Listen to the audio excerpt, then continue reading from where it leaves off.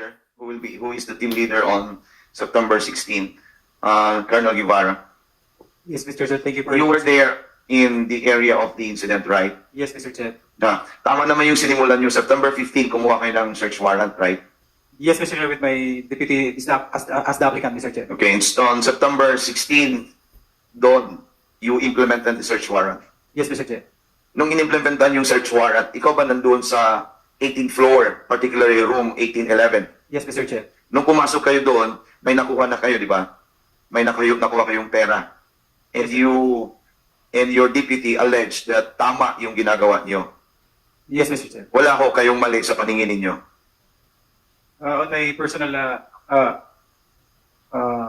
what's it called? Opinion, Mr. Chair. Wala kayong ginawa mali.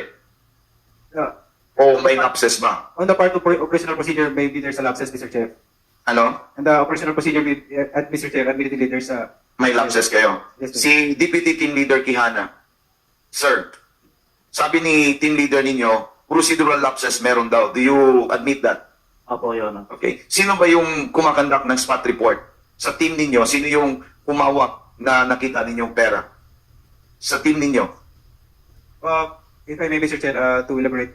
Before the operation, Mr. Chair, I divided the whole... Sino yung humawak There ng seized article? 14, Mr. Chair, and it was led by Major Quijana, the one who, together with the seizing officer, Mr. Chair. Sino yung seizing officer?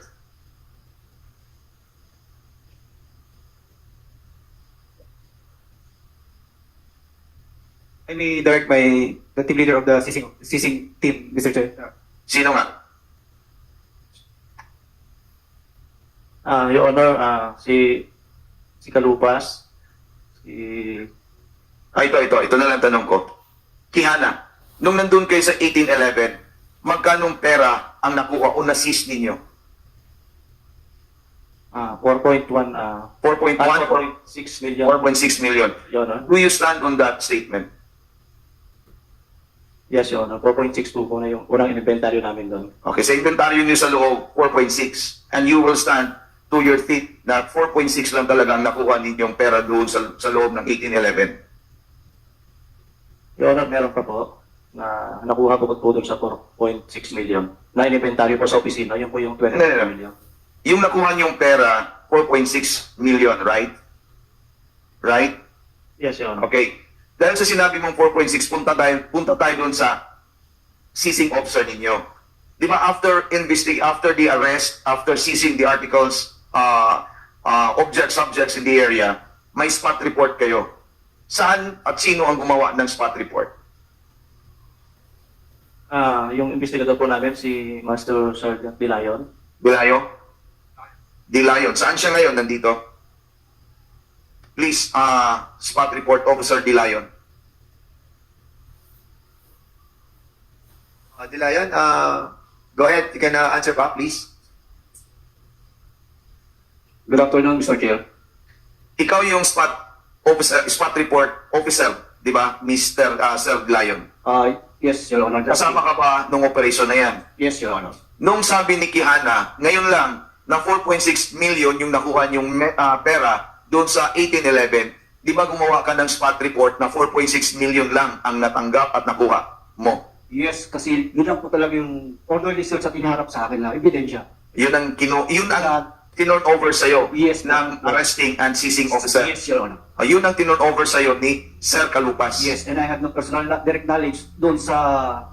Alam ko, Yes. wala kang personal knowledge on how they operated inside the room 1811. Yes, Your Honor. Ang role mo lang, tumanggap ka ng seized article galing from the raiding team. Yes, Your Honor. Ang tinanggap mo, 4.6 million. Yes po. Yun ang nakareport na pinarmahan mo.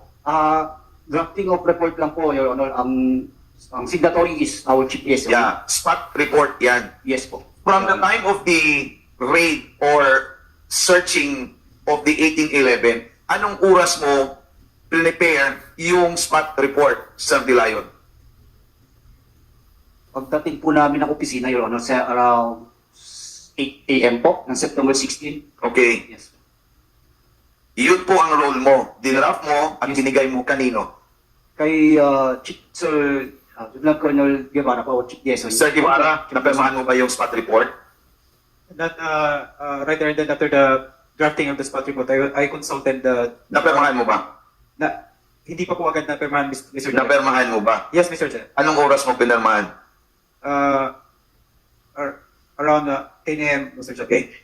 Nung lumabas na yung mga babae na Chinese, nagreklamo na, ang sabi nila, 100 million pesos ang nakalagay doon sa vault na yan.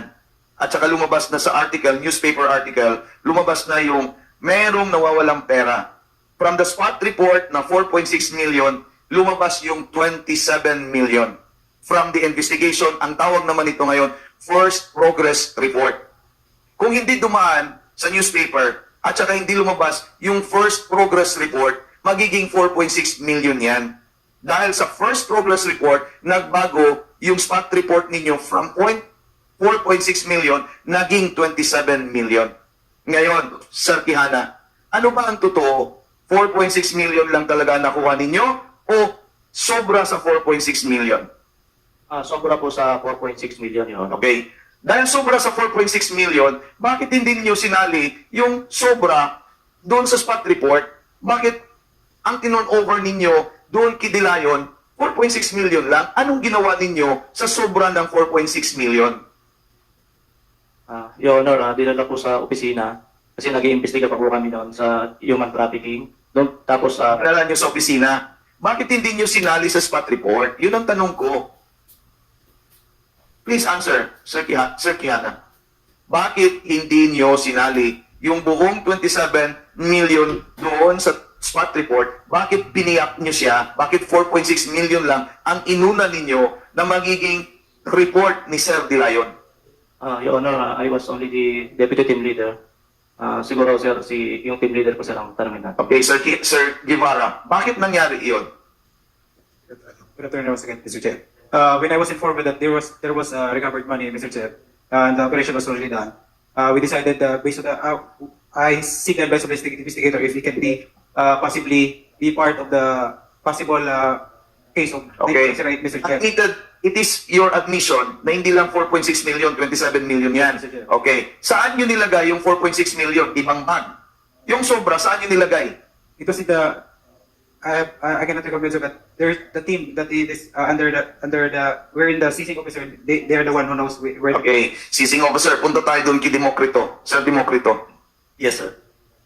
ikaw daw humawak sa sobra ng 4.6 million. Opo. Saan mo dinala? Sa DSOE office po. Bakit hindi mo tinon over sa spot report officer ninyo? Ang decision po niya kasi nila, sir, sila na po. Basta ang Sinong sila? mga officers po namin. Sino nga? Sila Sir Guevara, Sir Quijana. Ang sa akin na po is, nautusan na po ako na dalhin na lang po yun sa office kasi parang may relation po yun doon sa human trafficking. Okay. Sino ngayon ang nag-segregate ng 4.6 million para ma-turn over sa spot report officer? Doon pa lang po sa ang alam ko po na po yun, na inventory na po yung 4.6 million ng mga seizing officer po. Okay. So doon sa inventory, doon yan na-segregate. Opo. Kaya pinatay yung body worn camera. Hindi ko na po alam. Hindi mo alam. So, ang dinala mo, yung sobra ng 4.6 million. Opo. So, magkano talaga ang dala mo? Nung binila na po namin, nasa 54 bundles po kasi yun. So, inasyon po namin nasa 500,000 per bundle po. So, umapatak po siya ng 27 million po. 27 million. Opo. Including the 4.6 million na tinurn over nyo sa spot Hindi po, report. separate po yan. Separate. So, this must be more than 27 million. So, pwedeng maging totoo yung sabi ng Philippine Star o Filipino Star na sinabi ng mga Chinese na this is worth 100 million search incident. Hindi ko po masasagot yan, Your Honor. Kasi yun na po yung inventory ko. Ang dala mong pera, 27 million. Opo. Tapos meron pang 4.6 million. That's more than 27 million. Yes, So, sir. Hindi expand ko po natin sa namin binigay yun, akin, Your Honor. Maputo lang kita for a while. Sa nakuha namin mga report, actually siguro mga 64, no? 64 million doon sa nag-withdraw yung Chinese, no? But I think nag-withdraw sila around July. So nangyari yung operation September. So maybe nabawasan yun somehow along that line, no? But basically siguro yung 100 baka medyo mataas na yung report na yun. But basically siguro from 64 down, maaaring nandun yung area na nawawala. Go ahead. So, talagang may lapses because it is already admitted by your team leader, may lapses. Ang problema lang, how intentional is the lapse committed? Baka sobra naman yung intention naman itakbo talaga yung pera. Kasi kung hindi nag-intervene si DSOW for the first progress report, hindi maibabalik yung 27 million na daladala mo. Congressman Gonzalo, Yes, sir. will you allow the PNP personnel to Okay. answer the question? Sir, good afternoon. I am PCG Genesis Ruiz, one of the investigators, sir, in this operation. Sir, the real scenario, sir, is sa pagkatapos po ng namin, sir, ng operation is wala pong dumating na pera sa DSOE office. At yung dalawa po naming official, sir, si Police Lieutenant Colonel Gibara at saka Police Major Quijana is hindi po dumating sa office. That's why po, sir, naggantay po kami na dalawa ng investigador kung anong gawin, kaya po ulit po yung spot report. Tapos yung 27 po is hindi po in-include agad yun, Your Honor. Kasi na-include na po yun, ginawa na lang po ng antidate na nakipag-away pa po kami. Actually, nagtalo po kami na hindi na po namin gagawin yun. Kasi kami ni Major Quijana, kasi late na po masyado eh. It is violation po ng operation, Your Honor. But yun nga po, pinipilit niya rin po yung searcher na pumirma na sila yung nakakuha doon sa pera. But insisted po, Your Honor, na hindi po pwede kasi yun nga po. Kasi sinensis niya po na kukunin niya si Democrito mag-act na siya yung nakakita doon sa pera po. Ibig nyo sabihin walang perang dumating sa inyo? Yes, Your Honor. Ganun ba? So, Yes, Your Honor. paano kayo nakagawa ng draft ng spot report na wala kayong article na Yung 4.6 tawagan? lang po, Your Honor. Yung 27 po, hindi po dumating Ang sa office. dumating sa inyo, 4.6 million lang. Yes, Your Honor. Ayun ang dumating sa inyo. Yes po, Your Honor. Kasi in-isolate nila yung 27 million. Yes, Your Honor. Totoo yan, di ba? Yes, sir. And then may intervention si Quijana na talagang yun ang panindigan ninyo, 4.6 million lang. Yes, Your Honor. Oh, ngayon lumabas na sobra pala ng 4.6 million. Yes, Your Honor. Oh. So yan ang klaro, Mr. Quijana. Sir Quijana, di ba? So, Mr. Quijana, sino ang nag-utos kay Democrito na dalhin yung pera na 27 million? Yung kami pong team leader, Your Honor, si Sir Guevara po. So, Sir Guevara, bakit may decision ka na hindi turn over yung 27 million dun sa spot report officer ninyo? Turnover po, Mr. Chair. After, It was during the operation, sir. I was the overall team leader, but I divided the team into four. That was security, and that's actual searcher, and then that belongs to the team of Major Quijana. But when I was informed during the operation, I was informed that there was a money. Then I consulted the investigator what we gonna do with the money. simplify natin. Yung spot report, ginawa nila umaga ng September 16. Yes, Mr. Yes, Chair. Your Honor. 4.6 million. Hindi nyo tinon over yung 27 million, pinadala nyo pa kay Sir Democrito yung pera. Yes, Kailan at anong araw, anong oras nyo pinaturn over yung 27 million doon sa DSOW, sa DSOU? Yes, Mr. Chair, if I may. Right after the operation, Mr. Chair, I proceeded directly to the office, to the quarters of our former district Anong director. araw, anong oras? Around 7 a.m., Mr. Chair. Lang, Ng the following day, September 16, Mr. Chair. On that day mismo, Mr. Chair. Sir, Your Honor, yung 27 million po, nakita po namin yan nung Sunday evening, anong araw yan? September 17, See? ng alas 10 ng gabi. Ano ba totoo talaga, Yes, Mr. Sir Ibarra? Let me explain, Mr. Chair. Sige. Pagkatapos po ng operation, Mr. Chair, I boarded yung sasakyan nila Major Quijana. Then, hindi na ako dumiretso sa opisina because hinintay ko po yung district director ko, Mr. Chair. Right after that, lumabas ako sa sasakyan, Mr. Hindi ko na po alam yung nangyari, Mr. Because I'd go directly to the quarters of my former district director, Mr. Okay, sige, thank you. Sir Tates, please. This is about procedures. Sabi ng procedure natin, kung may searching activity, o tawagin na lang natin na operation, kung may makuha kayong article or search article, the procedure says you have to conduct spot report and there will be an officer who will sign that report. After that, yun ang magiging report ng operating team doon sa higher up nila. In this case, biniyak yan ni Colonel Guevara. Wala silang turn over na 27 million kung hindi 4.6 million lang doon sa spot report officer. Nagreklamo ang spot report officer na hindi pwede yan. Ngayon, do you think ang sabi ni Quijana, sabi ni Guevara, tama ang ginawa nila?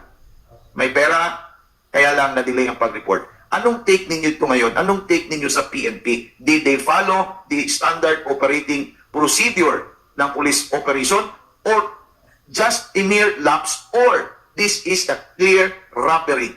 Sir Natates. In my appreciation of the investigation conducted, it is plain robbery, Your Honor. And it is the report that I have approved. That's why right now, that case, every planting of evidence, perjury, and several others, it is being resolved or investigated under summary hearing proceedings at the National Capital Regional Police Office, Your Honor. So, Sir Quijana, narinig mo po, it is not a simple commission of a lapse, but this is an intention to commit a crime, and that is robbery. Hindi ka ba magbabago sa testimonya mo ngayon? Do you stand firm on your testimony?